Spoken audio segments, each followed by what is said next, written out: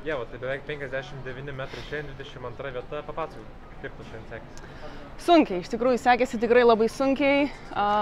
Dažniausiai dalyvauju A grupėje, tai tikrai ruošiamės dalyvauti anksčiau, bet pakliuvau į B grupę, džiaugiausi, nes dalyvau paskutinę, galvojau, va, viskas mano rankose, tikrai galėsiu kažką parodyti, nustebinti. Iš tikrųjų sunku, labai karšta, prakaitas muša. Apšilimo daryti beveik nereikėjo, tai tiesiog bandai techniką susidėlioti galvą ir bandyti kažką padaryti. Šiek tiek šiandien nesusitvarkiau su tuo, tai biški gaila. Paskutiniam metimui prašai ir palaikymo žiūrovų, kaip apskritai vertintum atmosferą, stadioną ir tą čempionatą surinktą čia Tokijoje? Tikrai labai smagu, visi ploja, įeini į stadioną, visi ploja, pristato tave callroom'e, netgi visi išlydint tave, paploja, išlydi. Tai tikrai tas palaikymas labai smagu dalyvauti, visi labai pagelbsti. Tai iš tikrųjų tikrai labai smagu, labai geros nuotaikos, tik aišku, norėjusi daug geriau pasirodyti. Ko galbūt pritrūko šiandien ir jeigu dabar reiktų taip greitai peržvelgti tas varžybas, kas galbūt pakišo koją, kas galbūt nebuvo atlikta iki galo, kokios esminės detalės dabar atrodančios? Na, iš tikrųjų, skubėjau mesti. Pagrindinė problema buvo, kad skubėjau mesti, tokiuose čempionatuose noriu pasirodyti kuo geriau. Tai visada tada stengiasi kažką biškį greičiau padaryti, greičiau padarai, technika sugriūna. Tai iš tikrųjų tas ir pakišo koją. Tarp paskutinių bandymų save bandžiau nuraminti, sakau, nu va, dabar ramiai, atsipalaiduoti, viskas, nieks jau manęs vis tiek iš niekur nebeišstums. Ir vis tiek suskubėjau ir atrodo, kaip ir kontroliuoji save, bet tokiose varžybose tu nekontroliuoji savęs. Tai trūko to tokio biškį pasitikėjimo, galbūt, nežinau, ramybės. Minėjai skirtumą tarp A ir B grupės, laikai tuo pranašumu, kad startavai B grupėje ir žinojo ir rezultatus, ar kaip tik psichologinis krūvis ir spaudimas buvo?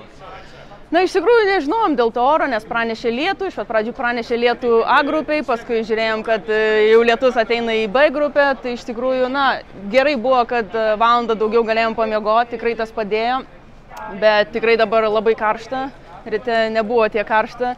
Tai tikrai, tokie pliusai, minusai, bet vis tiek netame esmė, visoms vienodos sąlygos. Tikrai galėjau geriau pasirodyti, biškai nesusitvarkiau su galva ir tokį rezultatą ir turim. Jeigu apibendrinant visą sezoną, realiai vienas tas pasirodymas Lenkijoje buvo tikrai sėkmingas, 61 metras, šiaip tikriausiai nėra pats sėkmingiausias sezonas.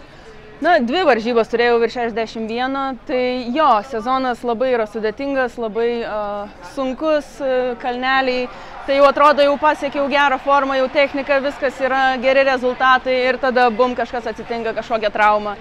Tai paskui vėl jau kaip ir susitvarkai, viską gerai, atrodo pasiruošus ir dabar, atrodo viskas puikiai pasiruošus, bet šiuo atveju su galva nesusitvarkiau.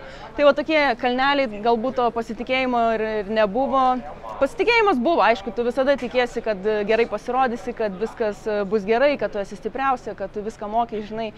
Bet aišku, nebuvo tos sezonas toksai stabilus,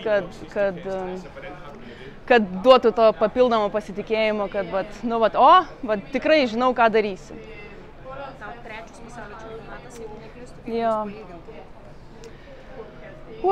Na, iš tikrųjų, tai palyginimui pirmame buvau 25, paskui prieš 2 metus buvau 14, tai šiame tikėjausi būti 3 pagal tą visą tokią progresą, tai nepavyko, nieko tokio, iš tikrųjų, varžybos yra varžybos. Kaip tą dieną jautiesi, taip ir dalyvauji.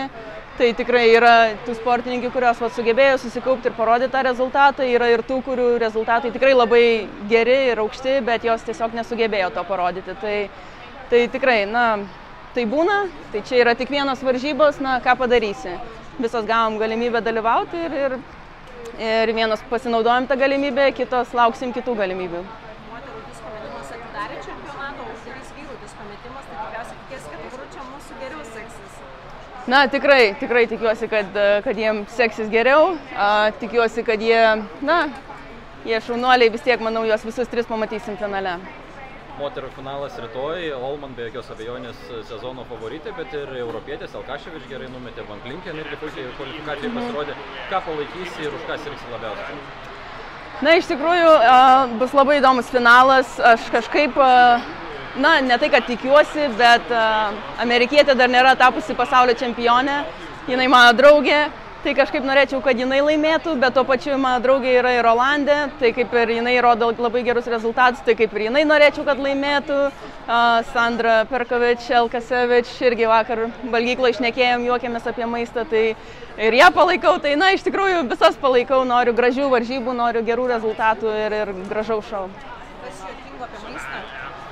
Na, juokėmės, nes maistas ir pietums ir vakarieniai būna toks pat. Tai iš tikrųjų jinai irgi juokėsi praeidamas, sako, nu va, ligoninės maistas. Tai jo, nes visą laiką tą patį, taip sakant, prieskonių nepridėta vištiena, kiauliena, žuvis, tai taip tą patį ir valgom.